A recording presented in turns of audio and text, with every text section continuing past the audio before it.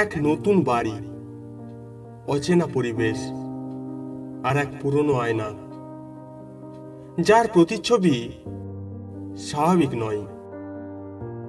নীলা কি সত্যি নিজের ছায়াকে দেখছে, নাকি আয়নার ওপারে আছে আরেকটি অস্তিত্ব, যেখানে বাস্তব আর কল্পনার সীমারেখা মুছে যায়, যেখানে প্রতিচ্ছবি নিজেই কথা বলে? তাহলে কি এই আয়নায় লুকিয়ে আছে কোনো অতিপ্রাকৃত রহস্য? শুনুন গল্পশালায় আয়নার প্রতিচ্ছবি।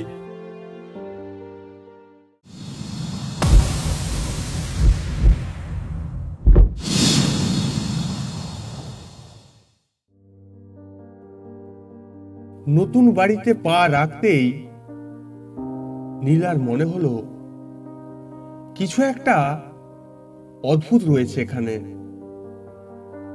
জানো, বাড়ির দেওয়ালের ফাঁকে ফাঁকে লুকিয়ে থাকা কোনো রহস্য তাকে চোখ রাঙাচ্ছে। বাড়ির পুরনো কাঠের মেঝে, ম্লান আলো আর অস্পষ্ট গন্ধ নীলার মনে অদ্ভুত এক অস্বস্তি এনে দিল। ঘরে ঢুকেই তার চোখ আটকে গেল কোণের বিশাল আয়নায়। আয়নাটি ছিল অসাধারণ সুন্দর, কিন্তু বয়সের ছাপ স্পষ্ট। আয়নার কাঠের ফ্রেমে অজস্র কারুকাজ করা, যা এক সময়ের সমৃদ্ধশালী কোনো শিল্পীর নিপুণ হাতের কাজ বলে মনে হয়। তবে আয়নাটির কাঁচে অল্প ঝাপসা দাগ দেখা যায়, জানো, অনেকদিন কেউ এটি পরিষ্কার করেনি। নীলা কৌতূহলী হয়ে আয়নার সামনে দাঁড়ালো।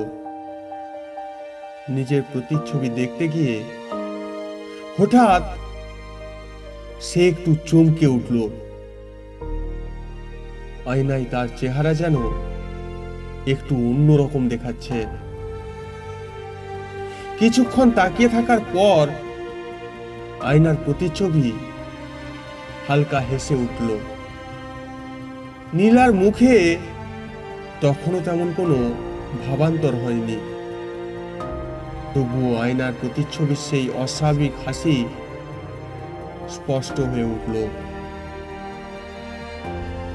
নীলা অবাক হয়ে পেছনে তাকালো, কেউ নেই।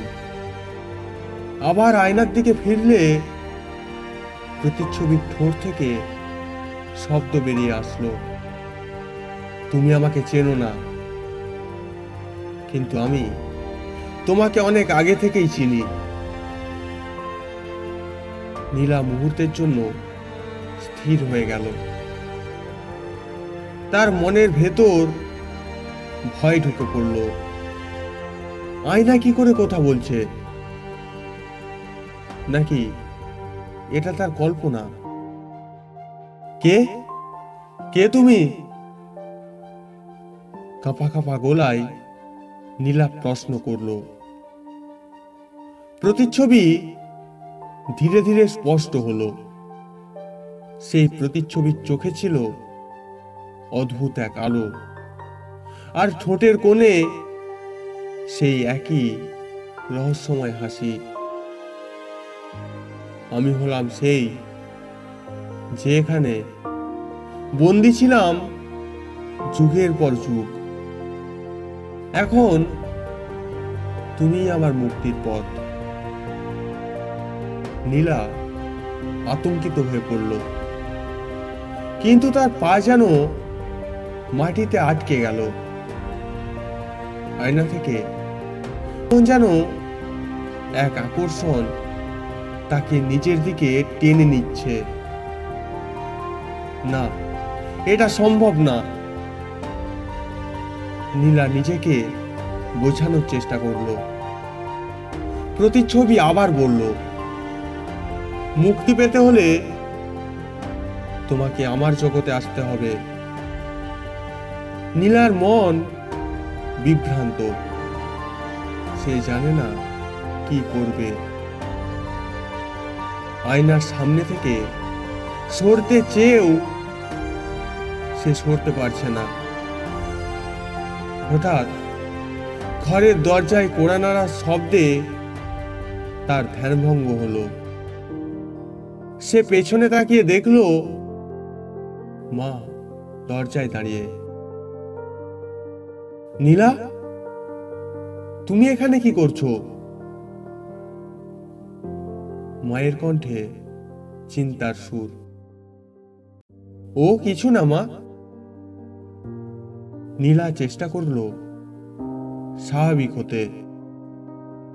আয়নার দিকে আর একবার তাকাতে সাহস পেল না, কিন্তু মনের গভীরে সেই প্রতিচ্ছবির ভৌতিক হাসি এখনো ছাপ রেখে গেল। নীলা কি সত্যি কল্পনা করছিল, নাকি আয়নার ভেতর লুকিয়ে আছে এক ভয়ঙ্কর সত্য? কি আছে সেই প্রতিচ্ছবির অতীতে, আর কেনই বা সে চাইছে মুক্তি?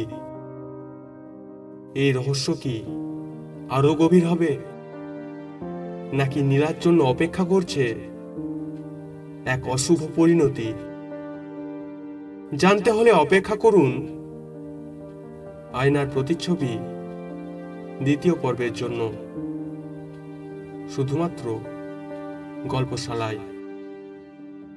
সবচেয়ে আগে শুনতে চাইলে সাবস্ক্রাইব করুন গল্পশালা, আর লাইক শেয়ার করতে ভুলবেন না।